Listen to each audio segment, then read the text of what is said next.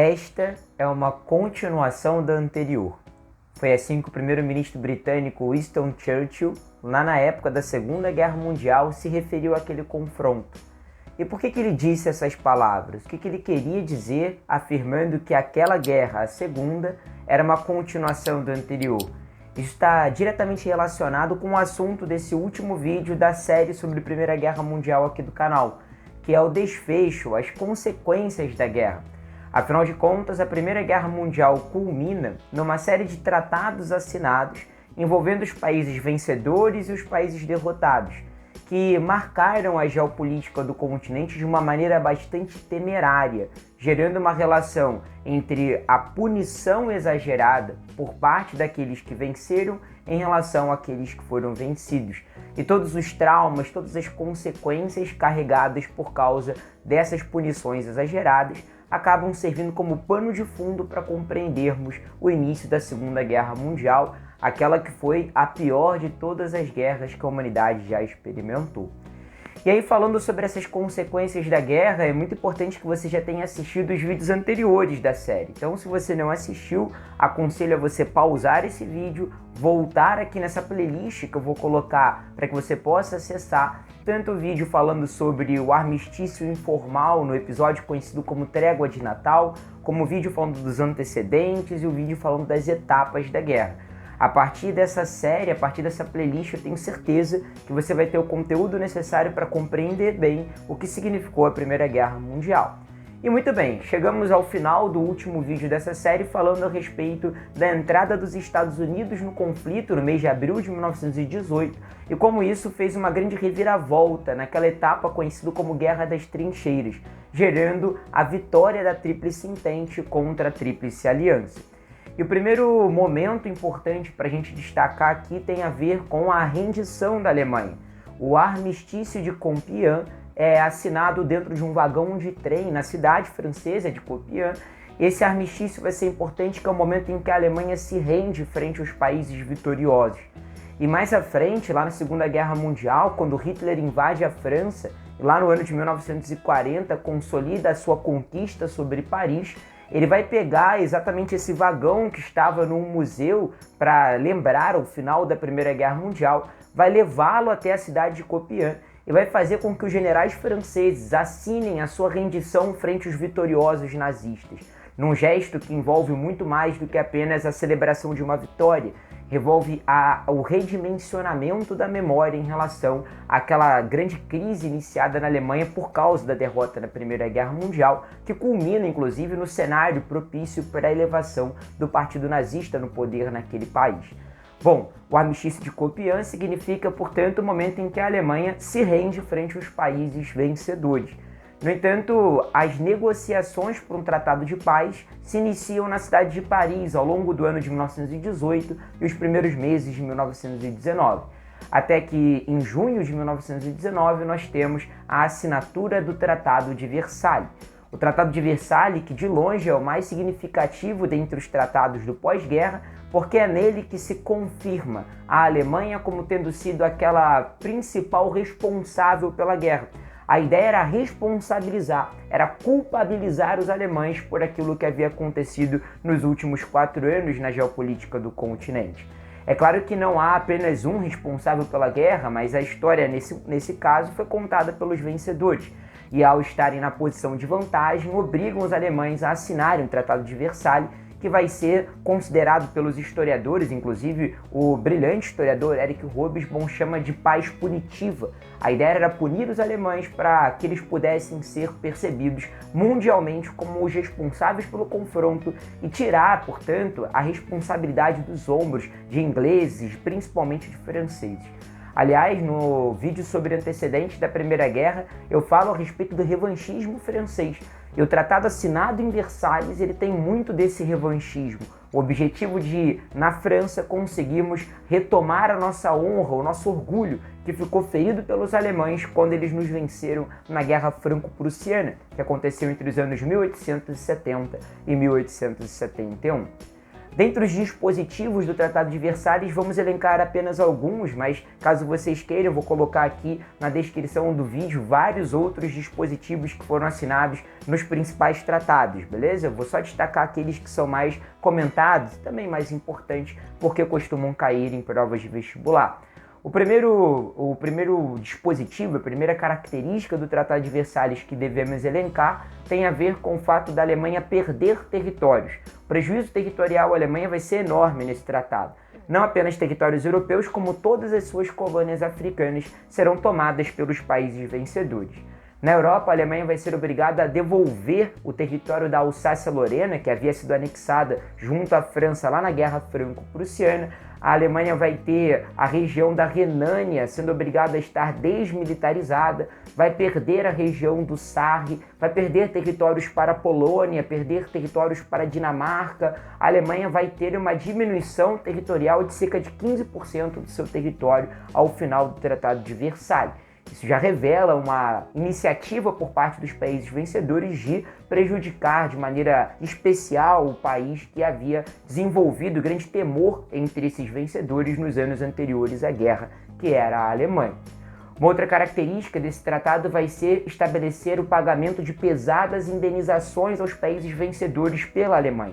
Essas indenizações sobrecarregarão a economia alemã de uma maneira muito terrível, muito perversa, fazendo com que os alemães passem durante os anos 20 e os anos 30 por vários momentos de crises inflacionárias, inclusive chegando à hiperinflação, fazendo com que o marco alemão se desvalorizasse demasiadamente a cada dia, o que gerou fome, miséria, desemprego, falência de companhias, quebra de bancos na Alemanha e uma grande quebra também na perspectiva do amor próprio, da autoestima dos alemães, o que inclusive ficou muito explorado pelo Partido Nazista a partir do seu principal representante, Adolf Hitler, que responsabilizava a República de Weimar, que foi aquela que garantiu a assinatura do Tratado de Versalhes, por todo esse processo de crise que o país enfrentava. Aliás, apenas com a construção de um terceiro Reich, sendo ele o Führer desse terceiro Reich, seria possível que os alemães superassem tal crise inflacionária. Essa era a narrativa apaixonada que Hitler usava para conseguir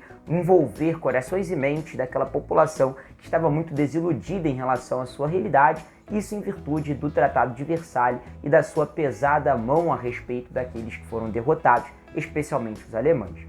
Ainda falando sobre punições de Versalhes em relação à Alemanha, podemos destacar também, para além das indenizações e das perdas territoriais, o fato dos alemães terem restrições à sua remilitarização.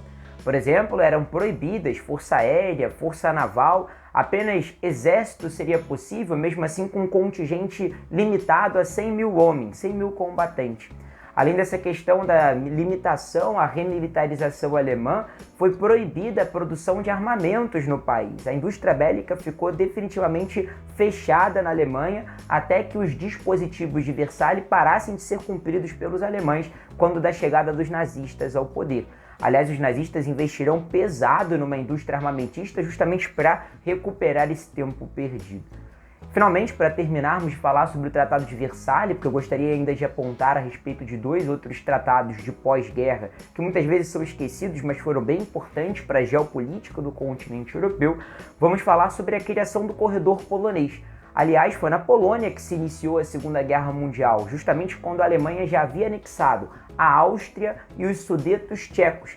Naquele momento, quando os alemães invadem o território polonês, após terem acordado uma paz com os soviéticos, chamado Pacto Ribbentrop-Molotov, a guerra se inicia, sendo declarada pela Liga das Nações. Inclusive, a organização internacional que deveria zelar pelas relações entre os países, a Liga das Nações, foi também criada no Tratado de Versalhes, o que gera uma grande questão, né? Qual era o real objetivo da Liga das Nações? Era garantir a paz, era assegurar a harmonia entre as nações, mas como poderia ser harmoniosa a relação entre as nações, tendo sido assinado um tratado de paz tão punitivo, tão duro em relação a um país que havia sido derrotado na guerra?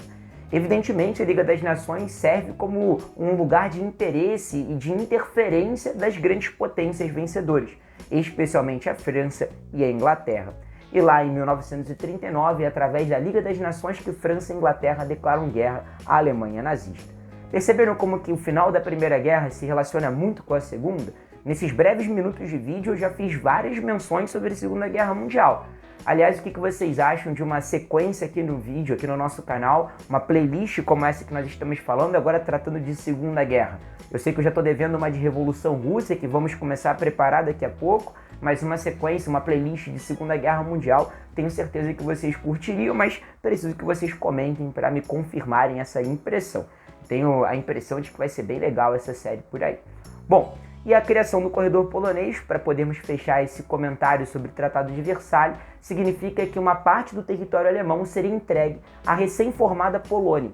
Aliás, o território da Polônia ele já vinha sendo reivindicado pela nacionalidade polonesa desde as revoluções liberais do século XIX. Só que era território controlado pelo Império Czarista Russo, e lá em 1918, um pouco antes de ter se terminado a guerra, um pouco antes do fim, do desfecho mesmo da guerra em relação ao Tríplice Entente, a Tríplice Aliança, os russos assinam um acordo de paz chamado Paz de Brest-Litovsk com os alemães. Por causa da Revolução Bolchevique, enfim, não vou falar nesse vídeo sobre essa revolução para que ele não fique demasiado longo. Mas essa assinatura da Paz de Brest-Litovsk havia entregue uma boa parte da Polônia para a posse alemã. E depois que a Alemanha é derrotada no Tratado de Versalhes, esse território alemão acaba sendo entregue à Polônia e fica uma parte da Polônia dividindo o território da Alemanha. Essa ideia de corredor polonês, todos nós conhecemos do nosso passado colegial, quando estamos na nossa escola e passamos por um corredor, os nossos amigos estão alinhados, cada um de um lado do corredor, a certeza é grande de que nós sofreremos agressões físicas das mais diversas, não é mesmo? Então essa era a ideia, essa é a sensação que despertou na Europa quando é criado esse território polonês dividindo a Alemanha. A expectativa era quando os alemães vão se voltar contra os poloneses dentro desse território. Justamente nessa área vai ser fundado um porto, que era o porto de Danzig. E o objetivo dos países que venceram a guerra era ter nesse porto uma área de acesso pelo Mar do Norte para poderem atacar a Alemanha através dessa região, através dessa entrada polonesa. Bom, então o Tratado de Versalhes, discorremos aqui sobre alguns dos elementos fundamentais desse tratado, fechamos a nossa fala sobre ele. Eu queria comentar ainda sobre outros dois tratados, esses serão muito mais rápidos de serem analisados, que é o Tratado de Saint-Germain-en-Laye, que acontece ainda no ano de 1919, só que no mês de setembro, e o Tratado de Sèvres, que acontece no ano de 1920. Esses dois tratados são assinados também na França, assim como Versalhes, e eles têm a ver com os outros grandes países que foram derrotados na guerra. O Império Austro-Húngaro, ele é o tema do Tratado de Saint-Germain, e o Império Turco-Otomano é o tema do Tratado de Sèvres. No Tratado de Saint-Germain, o Império Austro-Húngaro será desmembrado, portanto, não haverá mais esse grande império. Aliás, no próprio livro do Eric Hobsbawm, chamado Era dos Impérios, ele marca esses dois tratados, de Saint-Germain e Sèvres, como o fim da Era dos Impérios. Os últimos grandes impérios da história europeia do século XIX deixam de existir a partir desses dois tratados. O Império Austro-Húngaro se desmembra em dois países, a Áustria e a Hungria. E uma parte do território desse Império Austro-Húngaro ainda vai servir para formar dois outros países, que seria a Tchecoslováquia e o Reino da Sérvia, Croácia e Eslovênia, que mais tarde vai ser conhecido como o Reino da Iugoslávia, que no futuro se torna uma república socialista. Mas aqui naquele momento era um reino organizado ali através das nacionalidades de origem eslava que estavam em disputa desde antes da Primeira Guerra Mundial em relação aos austríacos. E no Tratado de Sèvres será desfeito o Império Turco-Otomano, tendo ali vários países beneficiados, como Inglaterra, como França, como a Grécia e como o Reino da Itália. Esses quatro países meio que vão dividir em mandatos e possessões os territórios que antes eram pertencentes ao Império Turco-Otomano. Aliás, é a partir dessa divisão que nós temos todo o início de uma discussão sobre a formação do Estado de Israel, que culminará a sua formação lá no final da Segunda Guerra Mundial, a partir dos traumas sofridos pela comunidade judaica em virtude do Holocausto. No ano de 1948 será formado o Estado de Israel dentro do território onde antes era o território da Palestina.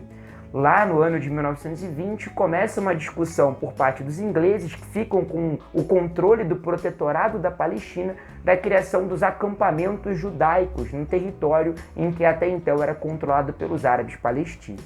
E desde então, todo o movimento sionista, que já havia desde o século XIX, passa a pressionar para conseguir alavancar cada vez mais territórios, e isso tudo se transforma a partir daquilo que aconteceu na Segunda Guerra.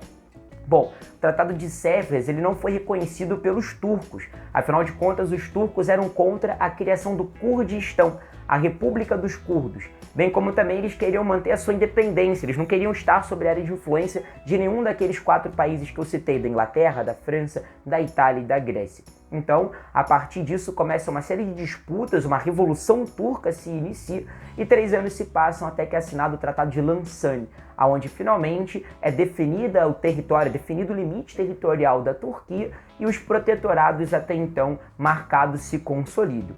No Kurdistão, a República dos Curdos fica na expectativa, não acontece de fato. E até hoje a questão dos curdos é uma das grandes questões que repercutem em conflitos e tensões no que nós conhecemos aqui ao Ocidente como o Oriente Médio, ou a Península Arábica, como eles se referenciam por lá. Beleza, pessoal? Então notaram como que a Primeira Guerra Mundial gerou várias repercussões para a geopolítica do continente, transformando o mapa europeu? Vocês puderam ver isso nas imagens que eu vim apresentando ao longo da minha fala. Conseguiram perceber as relações entre a punição exagerada em relação aos alemães para podermos iniciar a ideia de movimento nazista na Alemanha e, consequentemente, o início da Segunda Guerra Mundial? É por isso que o próprio Hobsbawm diz: o século XX é uma era dos extremos, é um breve século. Por quê? Um breve século? Por causa da grande quantidade de acontecimentos que se aceleram nesse século em virtude da conexão entre eles. Beleza? Espero que vocês tenham gostado dessa série. Foi muito prazeroso para mim poder trazer um pouquinho da aula do Tariq aqui no nosso canal, trabalhando conteúdo e um conteúdo de qualidade de uma maneira bastante rápida, é claro, por causa das exigências da plataforma, mas com muito cuidado, muito carinho, muito amor por cada um de vocês. Não se esqueçam de se inscrever no canal, de ativar o sininho para poderem receber notificações de novos vídeos, deixarem seus comentários, curtirem ou não curtirem, quem sabe, mas por favor interajam conosco, isso nos ajuda a alcançar cada vez mais pessoas. Até a próxima aula, pessoal. Tchau, tchau.